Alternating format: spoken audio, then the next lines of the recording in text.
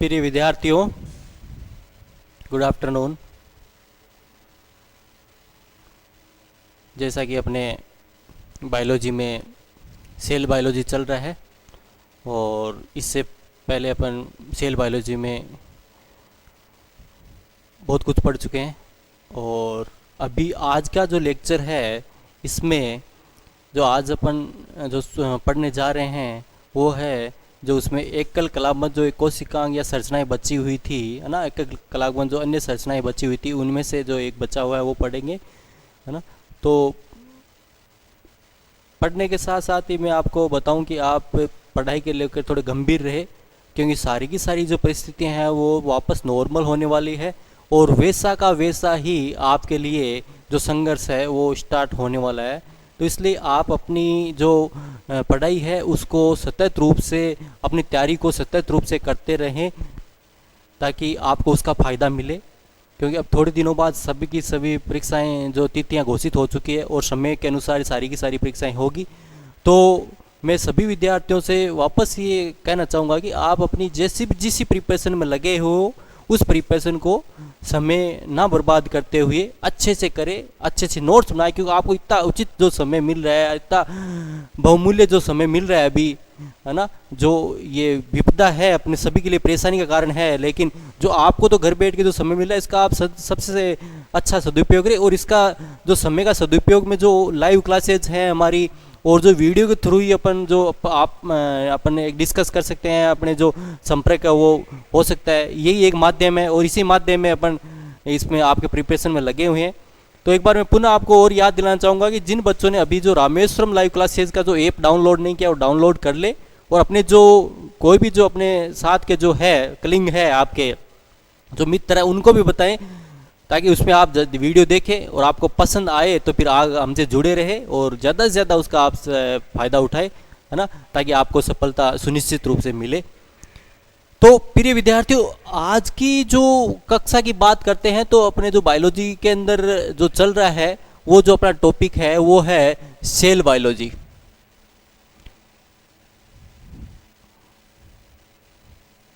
Cell biology,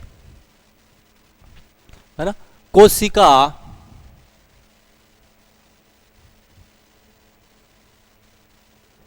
विज्ञान, कोशिका विज्ञान, ठीक है। ये अपने यूनिट चल रही है और इस यूनिट में एक बार वापस याद दिला दूं, आपने शुरू से जब बात करी थी तो सेल बायोलॉजी की परिभाषा क्या होती है, सेल क्या होती है, सेल थ्योरी क्या होती है, सेल कितने प्रकार की होती है, सेल जो होती है यूकेरियोटिक प्रोकैरियोटिक होती है तो उनमें डिफरेंस क्या होता है, अंतर क्या होता है।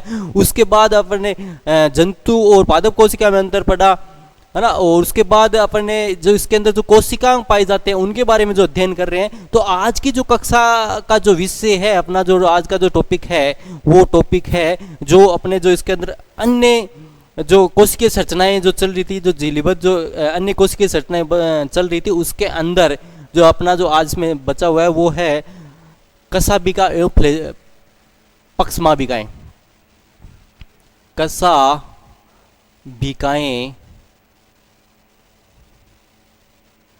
एवं पक्षमाभिकाएं,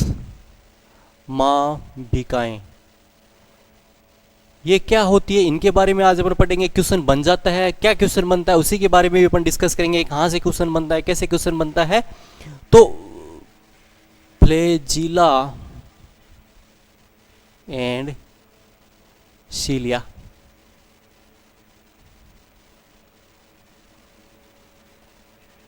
फ्लैजिला एंड सीलिया, ठीक है, आज इसकी बात करते हैं।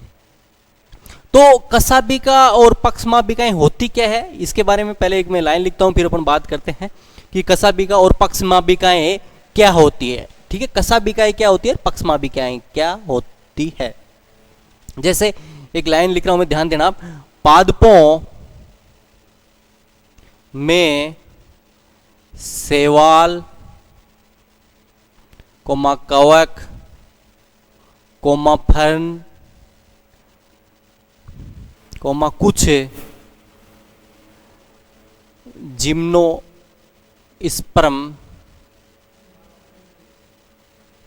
जिम्नोस्पर्म,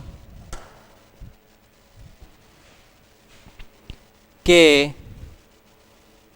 युग्मक एवं एक कोशिकीय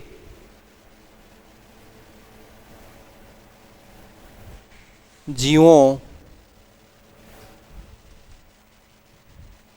में गति हेतु सूक्ष्म कोमल तंतु में संरचना पाई जाती है। देखो इस लाइन में कितनी बातें आई हैं, वो सारी की सारी बातें अपन डिस्कस करेंगे अभी। पाई जाती है ना, तो उसी को ही क्या बोलते हैं, कशाभिका और पक्षमाभिकाएं कहते हैं। देखो पादपों में चाहे शैवाल हो चाहे कवक हो, जो निम्न जो पादप है ना, जो निम्न श्रेणी की जो पादप है, चाहे शैवाल, कवक, फर्न और कुछ जो जिम्नोस्पर्म है, इनमें युग्मक होते हैं, है ना, युग्मक जो गेमेट्स बनते हैं, चाहे नर हो चाहे मादा गेमेट्स हो, युग्मक हो उनकी।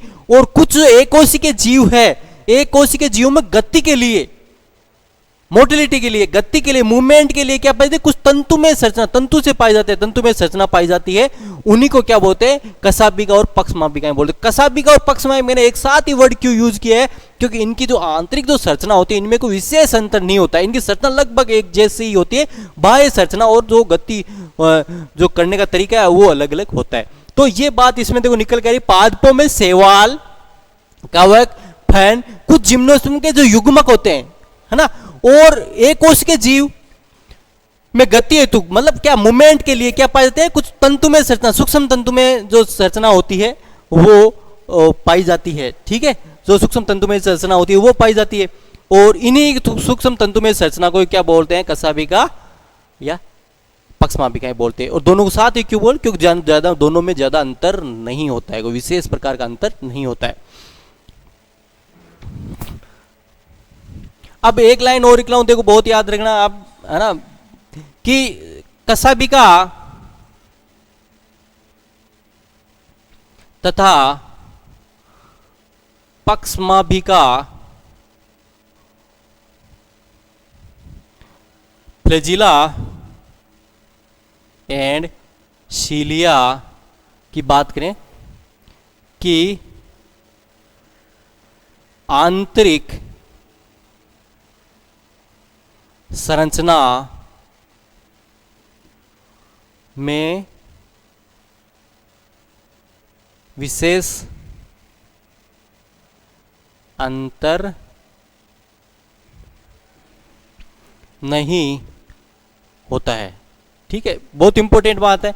मैं आंतरिक संरचना की बात करें, आंतरिक संरचना होती है, चाहे कशाभिका की बात करें चाहे पक्षमाभिका की बात करें, सीलिया की बात करें चाहे फ्लैजिला की बात करें, आंतरिक जो संरचना होती है लगभग समान होती है।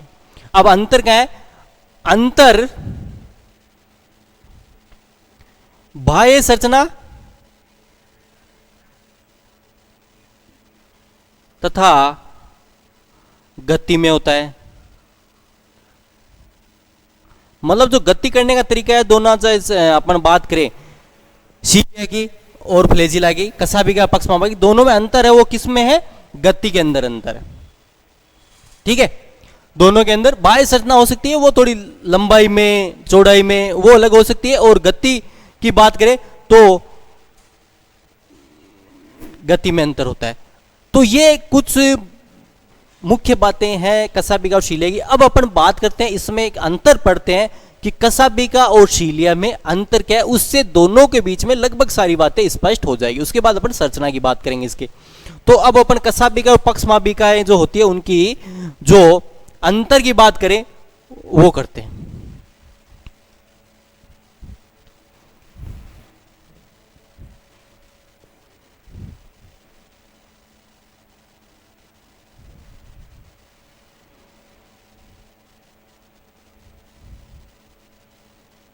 कशाभिका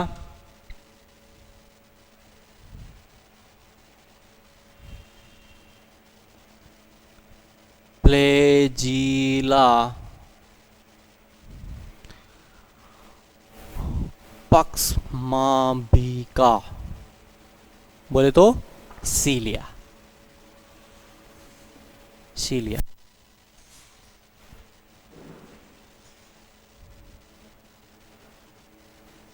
सीलिया है, ठीक है।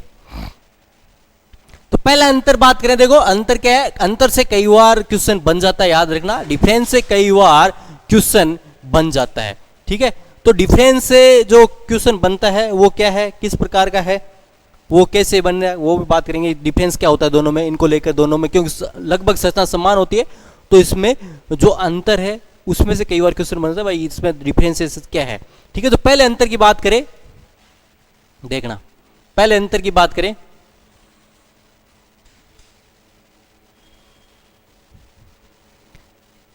पहला अंतर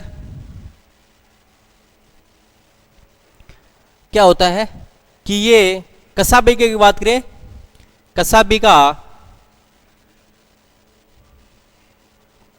कोशिका, कोई भी कोशिका हो, चाहे युग्मक कोशिका हो या कोई एक कोशिका जीव की कोशिका हो, कसाबिका कोशिका के एक सिरे पर पाई जाती है ना। कसाबिका जो होती है, जो कोशिका होगी उसके एक सिरे पर, एक एंड होगा, उस पर ये पाई जाएगी। कैसे, जैसे अपने एक सवाल की बात करें, जो क्लेमाइडोमोनास की बात करें, तो क्लेमाइडोमोनास में देखा होगा आपने, इस प्रकार से ये कसाबिका एक सिरे पे, एक एंड पे, इधर नहीं पाई जा रही, एक सिरे पे ही पाई जाती है इस प्रकार से, ठीक है। ये क्लेमाइडोमोनास की बात करें अपन, जो सवाल होता है उसकी, तो यहां पर देखो कसाबिकाएं जो है एक सिरे पे ही पाई जाती है। दूसरी, इधर जो पक्षमाबिका की बात करें, पक्षमाबिका कोशिका के चारों तरफ पाई जाती है। इसका अच्छा एग्जाम्पल क्या है, जैसे पैरामीशियम की बात करें, तो पैरामीशियम जो चप्पल जंतु बोलते हैं, इसको अपन क्लासिफिकेशन पढ़ेंगे, स्लीपर जो एनिमल्स है उस वो बोलते हैं चप्पल जंतु, उसकी संरचना चप्पल जैसी होती है। तो इसकी जो अपन बात करें, इस प्रकार से जो पैरामीशियम होता है, ठीक है, उसके चारों तरफ इस प्रकार से देखो,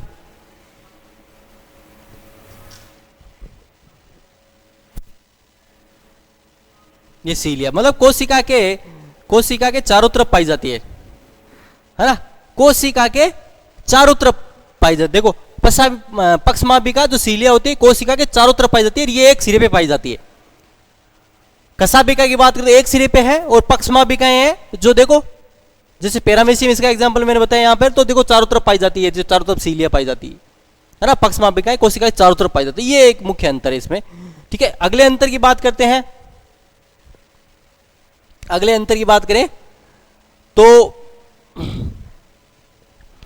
जो कसाबिका होती है तो लंबाई में पक्षमाबिका की तुलना में थोड़ी बड़ी होती है, तो इसकी लंबाई कसाबिका की लंबाई, कसाबिका है, कसाबिका की लंबाई 150 माइक्रोन होती है। पक्षमाबिका की बात करें, का सीलिया की बात करें,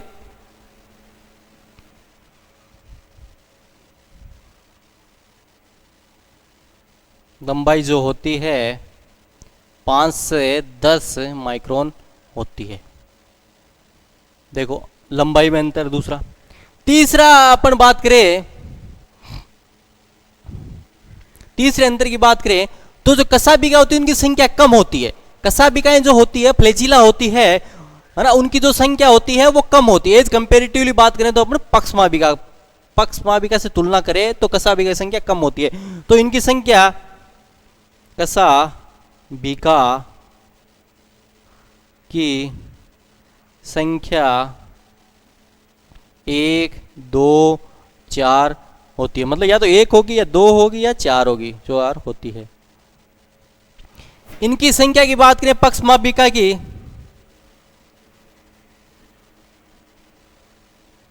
की संख्या की बात करें तो ये 300 से लेके 1400 तक होती है। मतलब संख्या देखो कितनी ज्यादा होती है सीलिया की, मतलब चारों तरफ पाई जाती है इसलिए संख्या इनकी ज्यादा होती है। तो इनकी तो 1 हो सकती है, 2 हो सकती है, 4 हो सकती है, इनकी संख्या बहुत ज्यादा, पक्षमाभिका जो सीलिया होती है इनकी संख्या बहुत ही ज्यादा होती है, 300 से लेके 400 तक होती है। अगला अंतर की बात करें, कसाभिका में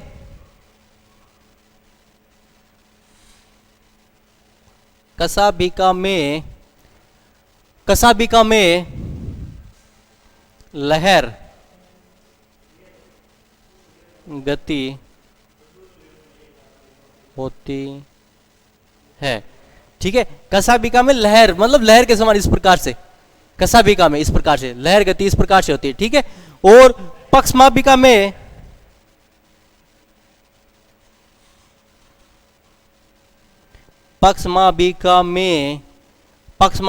जो गति होती है वो पेंडुलम के समान होती है।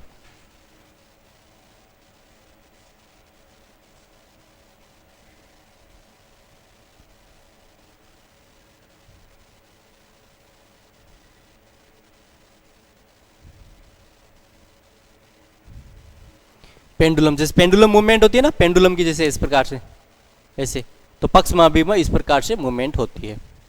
अगला अंतर की बात करें,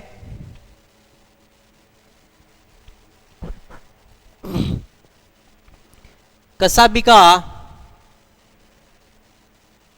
में स्वतंत्र गति, जो गति होती है वो स्वतंत्र होती है ना, लहर के समान होती है लेकिन फिर भी हो, लेकिन स्वतंत्र होगी, मतलब किसी से प्रभावित नहीं होती है।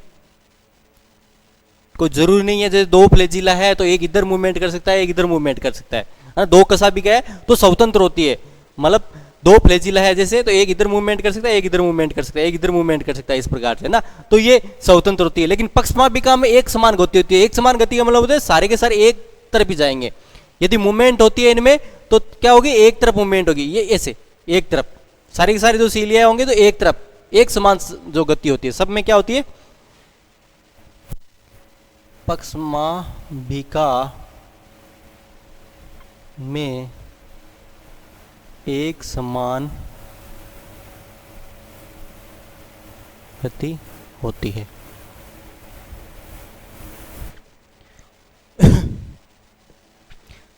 जो लास्ट अंतर है छठा, उसकी बात करते हैं।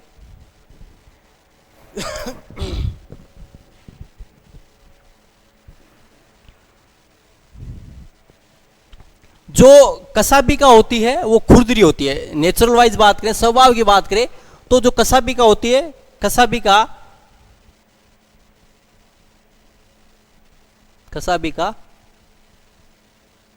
खुरदरी होती है। खुरदरी क्यों होती है अभी अपन बात करेंगे, है ना। तो कसाभिका होती है, खुरदरी होती है, और पक्षमाभिका होती है वो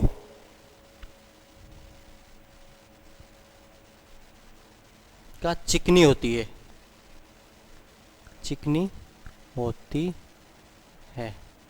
अब ये पक्षमाभिका खुरदरी क्यों होती है, जो फ्लैजिला होता है, फ्लैजिला एक जो कसाभिका है ये दो प्रकार की होती है। एक तो कूर्त्सम होती है, कूर्त्सम बोलते हैं इसको, इंग्लिश से बोलते हैं टेंसेल, ठीक है। एक तो कूर्च होती है, जो फ्लैजिला होती है, फ्लैजिला जो लंबाई जिसकी ज्यादा होती है, फ्लैजिला जो होती है ये दो प्रकार की होती है। एक तो कूर्त्सम या टेंसिल बोलते हैं इसको, और इसकी क्या खासियत है, इसके ऊपर रोम पाए जाते हैं। जैसे इस प्रकार से मान लो ये है, ये जो ये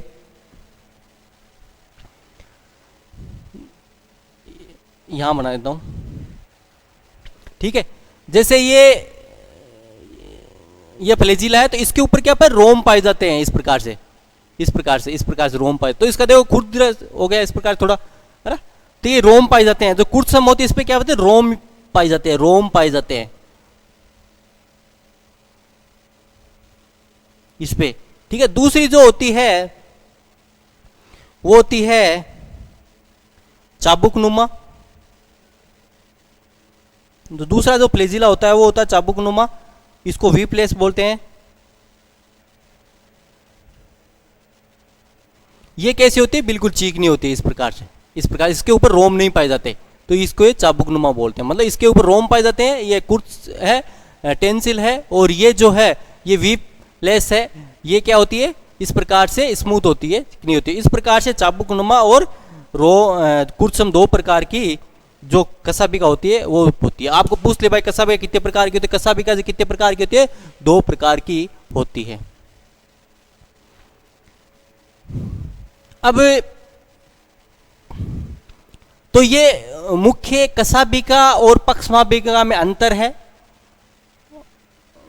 क्वेश्चन कई बार बन जाता है यहां से कि अंतर क्या है दोनों में, भाई इनमें अंतर किस प्रकार, मुख्य अंतर क्या है, या कौन सा वाक्य सही है, दोनों की बात करें अपन। जैसे 3 दे दे या ये 3 गलत दे दे, एक वाक्य सही बता दे, फ्लैजिला और का जो सीलिया उसमें डिफरेंशिएट करने के लिए आपको इस प्रकार से क्वेश्चन इसमें बन सकता है। तो ये इसमें मुख्य होती है, याद रखना। इसमें एक तो मुख्य होती है, ये एक सिरे पे पाई जाती है, ये चारों तरफ पाई जाती है। इसकी लंबाई है, जो लंबाई कसाबिका की ज़्यादा होती है, 150 माइक्रोन होती है। इसकी 5 से लेकर 10 होती है। इनकी संख्या होती है, कसाबिका की लंबी होती है तो संख्या होती है जो होती है वो कम होती है, 1, 2 और 4 होती है। इनकी संख्या 300 से लेकर 1400 तक होती है, और भी ज़्यादा हो सकती है ना। कसाबिका स्वतंत्र गति पाई जाती है, इनमें जो गति एक समान होती है। इसमें जो लहर गति पाई जाती है इस प्रकार से, उनमें क्या होती है, पेंडुलम मूवमेंट पाई जाती है इस प्रकार से ना।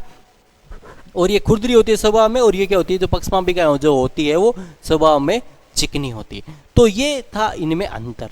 अब अपन बात कर रहे हैं इनकी संरचना की। अब बात करेंगे चाहे अपन दोनों के साथ में, क्यों आंतरिक संरचना पढ़ रहे हैं, आंतरिक संरचना दोनों की लगभग समान है। तो दोनों की इसमें जो सेक्शन डायग्राम बनाएंगे उसमें दोनों की संरचना आ जाएगी। तो इसमें अपना जो आगे पढ़ने जा रहे हैं वो पढ़ेंगे अपन कसाबिका एवं पक्षमापिकाएं जो है उनकी आंतरिक संरचना या जो संरचना होती है किस प्रकार की होती है।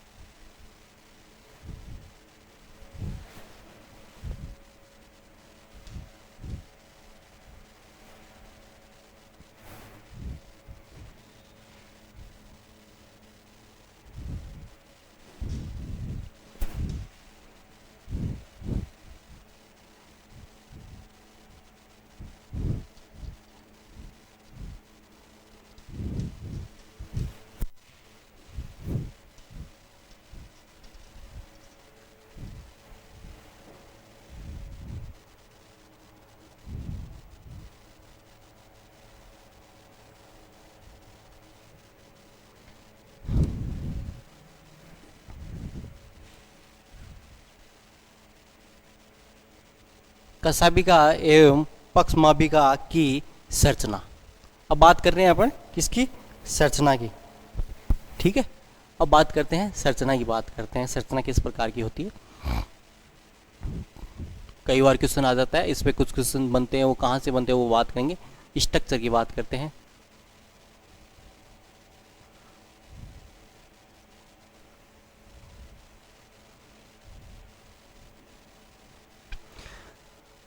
कसाबिका व पक्षमापिका दोनों ही झिल्ली युक्त संरचना है, ये लिख लेते हैं अपन।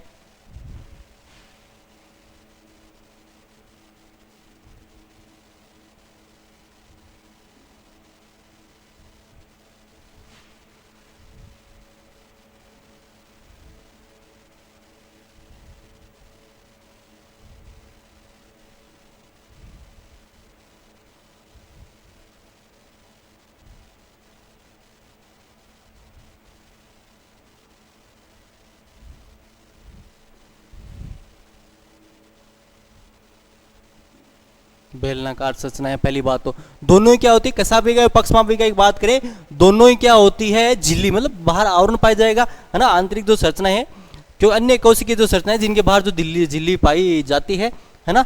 और कसाबिका पक्ष दोनों ही झिल्ली युक्त बेलनाकार संरचना है।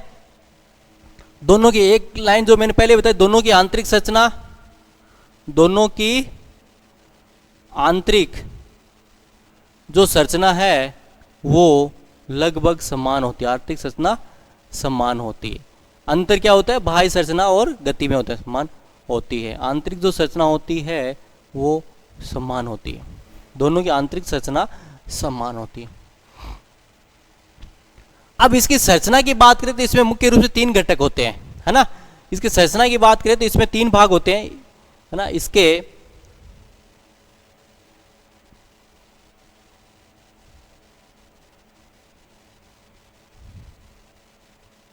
3 भाग होते हैं।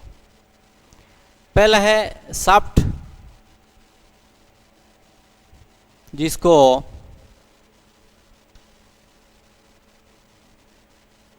इसको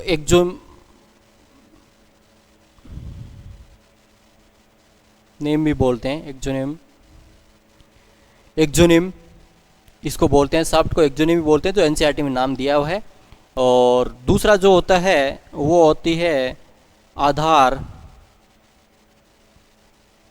काय बेसल बॉडी। तीसरी होती है वो होती है मूलिकाएं।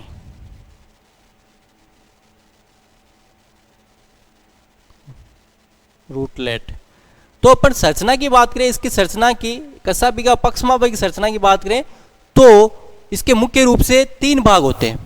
शाफ्ट होता है, आधार काय होती है और मूलिकाएं होती है, रूटलेट्स होती है। ठीक है, अब बात करते हैं, आगे चलते हैं कि शाफ्ट क्या होती है।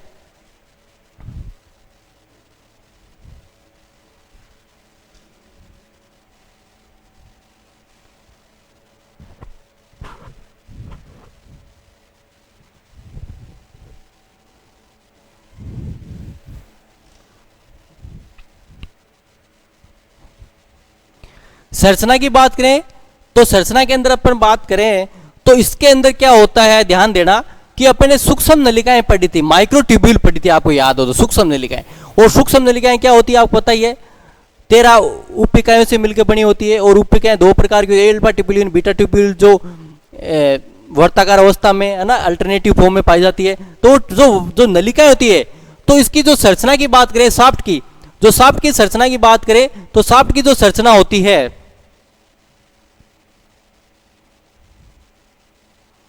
तो इसके अंदर क्या होते हैं, सूक्ष्म नलिकाओं से निर्मित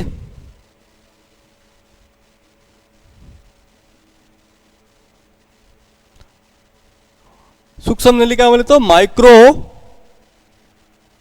ट्यूब्यूल से निर्मित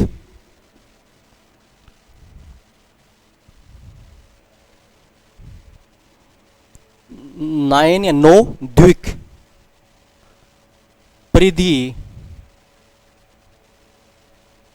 की तरफ, अभी अपन संरचना बनाएंगे उसमें पता चल जाएगा, अब परिधि की तरफ पाए जाते हैं। मतलब क्या होता है, 2 सूक्ष्म नलिकाएं है ना, इसमें द्विक में क्या हो जाएगी, 2 सूक्ष्म नलिकाएं इस प्रकार से अरेंज होगी। देखो 2 सूक्ष्म नलिकाएं, ठीक है, ये ए ये बी, 2 सूक्ष्म नलिकाएं, ये मोनोमर है, ये डाइमर। ये मोनोमर एक होगा तब क्या होगी, मोनोमर दोनों होगी, डाइमर, द्विक बोलते हैं। तो ये सूक्ष्म नलिकाओं से द्विक होते हैं, वो पाए जाते हैं परिधि की तरफ, झिल्ली की तरफ पाए जाते हैं। 9 द्विक, ऐसे कितने पाए जाएंगे, 9 द्विक। अपन संरचना की बात कर रहे हैं, शाफ्ट की संरचना की बात कर रहे हैं, तो शाफ्ट की संरचना की बात करें 9 ऐसे 9 है ना, जो डाइमर्स होंगे, द्विक होंगे, जो किससे बने, सूक्ष्म नलिकाओं से। सूक्ष्म नलिकाओं से निर्मित 9 द्विक परिधि की तरफ पाए जाते हैं। अब ठीक है, तथा ये केंद्र में स्थित 2 सूक्ष्म नलिकाओं को घेरे रहते हैं।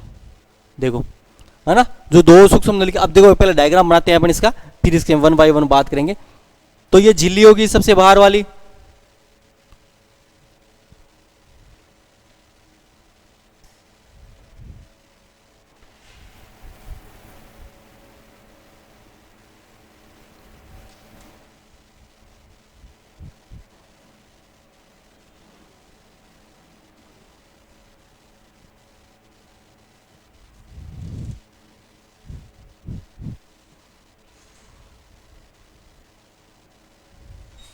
ठीक है, ये झिल्ली होगी सबसे बाहर। अपन शाफ्ट की संरचना बना रहे हैं तो ये होगी झिल्ली।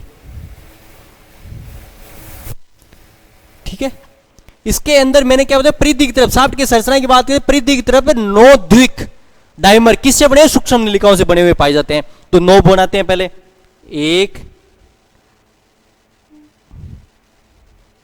2 3 4 5 6 7 8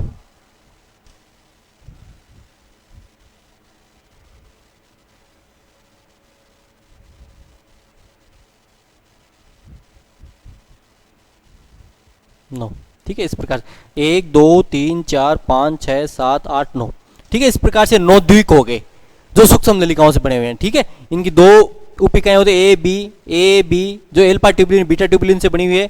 ए बी, आगे वाला ए पीछे वाला बी। ठीक है, A B A B A B A B और ए बी।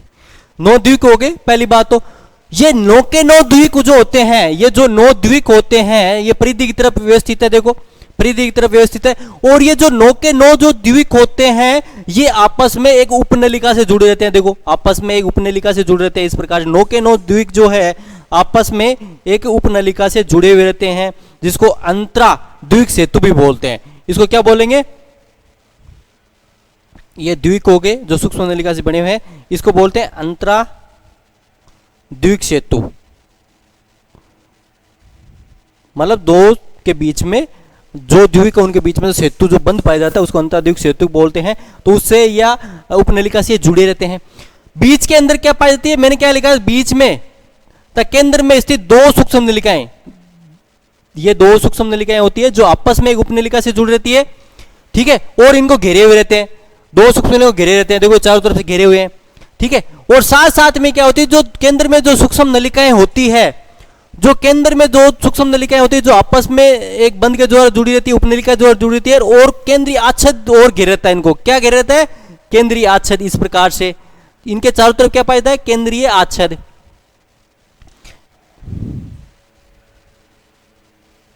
इसको क्या बोलेंगे? केंद्रीय सूक्ष्म नलिकाएं। केंद्रीय सूक्ष्म नलिकाएं, ये हो गया केंद्रीय आच्छद। मतलब केंद्रीय सूक्ष्म नलिकाओं घेरे हुए केंद्रीय आच्छद। और जो परिधि की तरफ जो 9 द्वीप पाए जाते हैं, 9 जो द्वीप पाए जाते हैं, एक रेडियल स्पोक अरिय डंडे के द्वारा इस जो केंद्रीय जो होते हैं इनसे जुड़ रहते हैं। जो इनका पहला जो होगा ना, पहले लेवल जो यूनिट है वो इस प्रकार से जुड़ रहते हैं। देखो है ना, सब की सब देखो अरिय डंडे के द्वारा किससे जुड़ रहती है? केंद्रीय आच्छद से, या केंद्रीय जो सूक्ष्म नलिका उनसे इस प्रकार से जुड़ी रहती है ना। तो इसको क्या बोलेंगे? रेडियल स्पोक या अरिय डंडे। ठीक है, तो ये जो संरचना होगी ये किसकी संरचना बना दी अपन ने? ये संरचना कॉमन रूप से बनाई है। जो है आंतरिक सेक्शन है इसका अपन इसे काटते हैं। मान लो क्या होता है, तंतुमय संरचना होती है उसको सेक्शन काटते हैं। ठीक है, सेक्शन काटते हैं किसी कसाबी और पक्षमा सेक्शन इस प्रकार से दिखता है। तो इसमें मैं वापस आपको बता दूं कि इसमें क्या होती है? झिल्ली पाई जाती है। झिल्ली के अंदर है ना, जो परिधि की तरफ सूक्ष्म नलिकाओं से निर्मित क्या पाया जाता है? सूक्ष्म नलिकाओं से निर्मित जो द्वीक होते हैं वो पाए जाते हैं। कितने पाए जाते हैं? 9 पाए जाते हैं। और ये सारे के सारे जो द्वीक होते हैं आपस में उपनलिका के द्वारा जुड़े रहते हैं। केंद्र के अंदर 2 सूक्ष्म नलिकाएं पाई जाती है जो एक उपनलिका के द्वारा जुड़ी रहती है। उनके बाहर केंद्रीय आच्छद पाया जाता है। और जो बाहर की जो परिधि जो 9 द्वीक है वो सारे के सारे जो 9 द्वीक होते हैं एक अरिय डंडे या रेडियल स्पोक के द्वारा जो केंद्रीय जो नलिकाएं सूक्ष्म नलिकाएं उनसे ये जुड़े हुए रहते हैं। जो इस प्रकार का जो अरेंजमेंट होता है, इस प्रकार की जो संरचना का अरेंजमेंट होता है, इसको 9+2 बोलते हैं। क्यों? क्योंकि 9 तो कहां पे? देखो बाहर परिधि की तरफ कितने हैं? 9 है, और अंदर कितने हैं? 2 है। 1 2 सूक्ष्म नलिकाएं। तो इस प्रकार का जो अरेंजमेंट होता है उसको क्या बोलते हैं? 9+2 अरेंजमेंट बोलते हैं, व्यवस्था, है ना। तो अपने जब आपको याद हो अंतर याद हो तो मैंने वहां पर प्रोकैरियोटिक और यूकैरियोटिक में जब अंतर पढ़ा था तब वहां पे बताया था कि जो यूकैरियोटिक होते हैं उनके अंदर जो सूक्ष्म जो कसाबिका और पक्षमाविका जो होती है सूक्ष्म होती है, और उनके अंदर व्यवस्था क्या पाई जाती है? 9+2 की व्यवस्था पाई जाती है। और 9+2 की व्यवस्था का मतलब क्या है? यही मतलब है। 9 तो क्या पाए जाते हैं? सूक्ष्म नलिकाओं के जोड़े बाहर पाए जाते हैं और 2 सूक्ष्म नलिकाएं केंद्र में पाई जाती है। इसको क्या बोलते हैं? 9+2 अरेंजमेंट बोलते हैं, है ना, हमेशा याद रखना। तो ये हो गया पहली बात। तो ये अब दूसरी बात मैं बता दूं, आपको याद दिला दूं, जो प्रोकैरियोटिक जो होते हैं, प्रोकैरियोट जो होते हैं उनके अंदर जो प्रोकैरियोट्स जो होते हैं उनके अंदर जो सूक्ष्म नलिकाएं होती है वो परासूक्ष्म होती है। मतलब जो कसाभिकाएं होती है परासूक्ष्म, यदि पाई नहीं जाती पाई जाती है तो परासूक्ष्म होती है, पहली बात। ठीक है, परासूक्ष्म नलिकाएं पाई जाती है और उनके अंदर जो अरेंजमेंट होता है 0+1 का होता है, 0+1 का। प्रोकैरियोट्स के अंदर, प्रोकैरियोट्स के अंदर क्या होता है, ये अरेंजमेंट होता है। याद रखना क्वेश्चन यहां से बनता है। जो प्रोकैरियोट्स होते हैं उनके 0+1 का अरेंजमेंट पाया जाता है, 0+1 का अरेंजमेंट पाया जाता है। किसके अंदर? प्रोकैरियोट्स के अंदर पाया जाता है। ठीक है, एक दूसरा क्वेश्चन बहुत इंपॉर्टेंट बनता है यहां पर जो सूक्ष्म नलिकाएं होती है, याद रखना यहां पर जो सूक्ष्म नलिकाएं होती है वो बनी जो होती है जो ट्यूबुलिन प्रोटीन से बनी होती है। किससे बनी होती है? ट्यूबुलिन प्रोटीन से। सूक्ष्म नलिकाएं होती है वो आपको पता है अल्फा ट्यूबुलिन, बीटा ट्यूबुलिन जो उपिकाएं होती है ना, उनसे जो सूक्ष्म नलिका बनती है, सूक्ष्म नलिका से ये संरचना बनी आगे, है ना। तो यहां पर याद रखना बहुत इंपॉर्टेंट बात है, बहुत इंपॉर्टेंट बात है कि यूकैरियोट्स के अंदर बात के 9+2 अरेंजमेंट पाया जाता है और जो ट्यूब बनी हुई होती है, जो ट्यूब जो बनी हुई होती है वो किससे बनी होती है? ट्यूबुलिन से। ठीक है, ट्यूबुलिन प्रोटीन से बनी होती है। किससे बनी होती है? ट्यूबुलिन प्रोटीन से। लेकिन यहां पर याद रखना, यहां पर कई बार पूछा गया है, कई बार कॉम्पिटिटिव एग्जाम में पूछा गया है, जितने भी जो नीट लेवल के, आईसीआर लेवल के जो कंपटीशन एग्जाम पूछ सकते हैं इनमें भी। ठीक है, तो इनके अंदर प्रोकैरियोट्स के अंदर जो सूक्ष्म नलिकाएं होती है वो किससे बनती है? डायनिन प्रोटीन से बनी होती है। डायनिन प्रोटीन से बनी होती है। कौन से प्रोटीन से बनी होती है? डायनिन प्रोटीन से बनी हुई होती है। डायनिन प्रोटीन से बनी हुई होती है, याद रखना, है ना। तो इनके अंदर जो ट्यूबुल होती है, जो सूक्ष्म नलिकाएं होती है, माइक्रोट्यूब्यूल होती है, प्रोकैरियोट्स के अंदर डायनिन प्रोटीन से बनी होती है ना। तो इस प्रकार से डायनिन से याद है, यहां पर जो डायनिन आर्म भी पाई जाती है ना, इस प्रकार से ये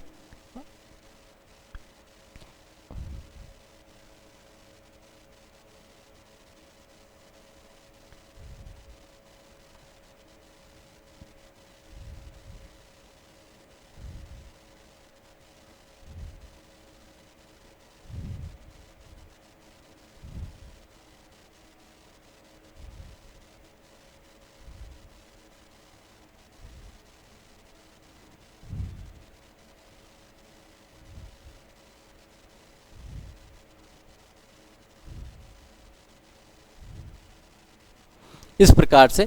तो ये देखो अपनी संरचना हो गई। किसकी संरचना होगी? कसाभिका पक्षमाभिका संरचना के बारे में अपने बहुत बातें करी है, बात कर ली है कि इसमें जो होता है संरचना की बात करें तो संरचना की बात करें तो इसके अंदर क्या पाया जाता है कि ये इस प्रकार से जो 9+2 का अरेंजमेंट पाया जाता है। 9 जो दिक होते हैं परिधि की तरफ पाए जाते हैं, 2 सूक्ष्म नलिकाएं जो होती है केंद्र में पाई जाती है और इनका आपस में भी जो होते हैं वो उपनलिकाओं दो आपस में जुड़ रहते हैं। ठीक है, इस प्रकार 9+2 का अरेंजमेंट जो होती है सूक्ष्म नलिकाएं ट्यूबुलिन प्रोटीन से बनी होती है। प्रोकैरियोट्स की बात करें तो 0+1 का अरेंजमेंट पाया जाता है वहां पर और डायनिन प्रोटीन से बनी हुई होती है। अब आगे की बात करें, जो इसकी जो आधार कला है, याद रखना यहां पर जो आधार कला है ना, कसाभिका और पक्षमाभिकाएं की जो आधार कला की बात करें, रूटलेट्स तो जड़ होती है, उसको रूटलेट बोलेंगे अपन, जो अंदर की जो होगी। ठीक है, लेकिन आधार कला होती है ना, जो कसाभिका एवं पक्षमाभिका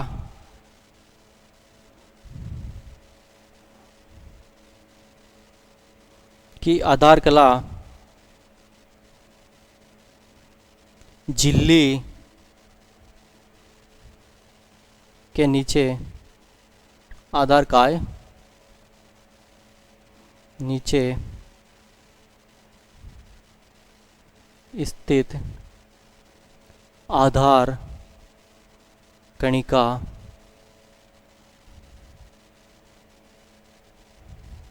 से बनती है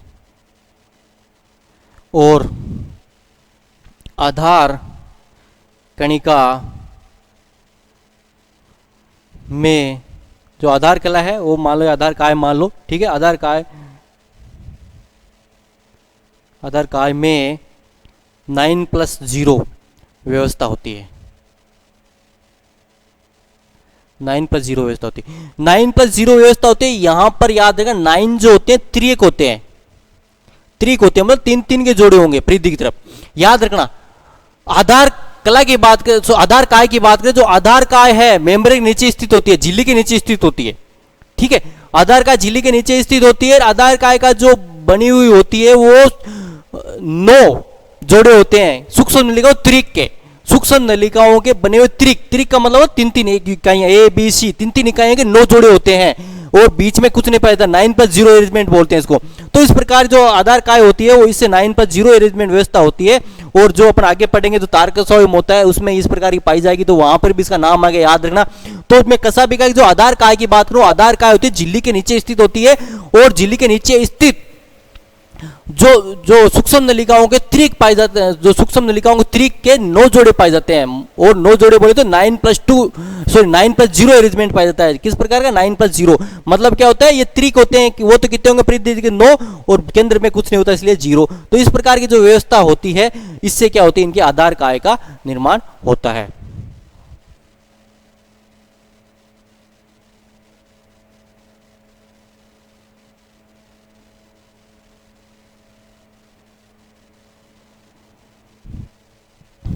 जो आधार काय की बात करें तो आधार काय होती है, ठीक है, आधार काय उसमें 9+0 है वो व्यवस्था पाई जाती है। 9 का मतलब है सूक्ष्म नलिकाओं से बने हुए त्रिक होते हैं जो परिधि की तरफ इसमें पाई जाती है, इसकी संरचना में, आधार काय की संरचना में। अब बात कर लेते हैं अपन इसके जो लास्ट बात आती है कि कार्य क्या है, इसका कार्य क्या है। कार्य की बात करें तो कसाबिका का कार्य क्या है, कसाबिका का कार्य है गति करना, गति करना, ठीक है। और जो पक्षमाबिका है उसका जो कार्य है गति है, गति के साथ साथ क्या है, पदार्थों का परिवहन करना, ठीक है, गति करना। कसाबिका तो केवल गति में सहायक होती है, लेकिन पक्षमाबिका होती है गति भी करती है साथ साथ में किसी पदार्थ को, जैसे अपन फिलोपियन ट्यूब के अंदर बात करें उसमें भी जैसे फिंगर लाइक प्रोजेक्शन पाए जो ओवम को इसे आगे पुश करते हैं, आगे धकेलते हैं, उसी प्रकार से पक्षमाबिका इसी प्रकार से किसी पदार्थ को मूवमेंट कराने के ऐसे किसी पदार्थ को मूवमेंट कराने में या परिवहन कराने में, स्थानांतरण करने में मदद करती है। तो पक्षमाबिका के 2 कार्य और इसमें जो होते हैं, जो कसाबिका उसके कार्य क्या होता है, गति करना होता है। अब इसमें एक इंपॉर्टेंट बात हो आती है कि यहां पर मैं एक बहुत इंपॉर्टेंट बात बता रहा हूं कि स्ट्रक्चर की बात कर ली अपन ने, फ्लैजिला की बात कर ली, है ना। तो इसकी जो उत्पत्ति होती है याद रखना, उत्पत्ति बहुत बार पूछा गया है। उत्पत्ति किसकी, कसाबिका पक्षमाबिका उत्पत्ति होती है वो झिल्ली के नीचे, झिल्ली के नीचे स्थित आधार कणिका बेसल ग्रेन्यूल, क्वेश्चन बन सकता है यहां से, याद रखना, इसलिए मैं अलग से बता रहा हूं इसको। बेसल ग्रेन्यूल से होती है, याद रखना। उत्पत्ति की बात कर रहा हूं, कसाबिका की उत्पत्ति की बात कर रहा हूं। उत्पत्ति कसाबिका या पक्षमाबिका उत्पत्ति की बात करूं तो आधार कणिका बेसल ग्रेन्यूल से होती है। बेसल ग्रेन्यूल तो झिल्ली के नीचे स्थित होता है, झिल्ली के नीचे स्थित बेसल ग्रेन्यूल से इनकी उत्पत्ति होती है, पहली बात। दूसरी बात, अब बेसल ग्रेन्यूल की उत्पत्ति कहां से होती है, तो बेसल ग्रेन्यूल की उत्पत्ति, आधार कणिका की उत्पत्ति तारक के अंदर से होती है। कहां से होती है, तारक के अंदर से होती है, ठीक है, तारक के अंदर से होती है। आधार कणिका की उत्पत्ति किससे होती है, तारक के अंदर से होती है।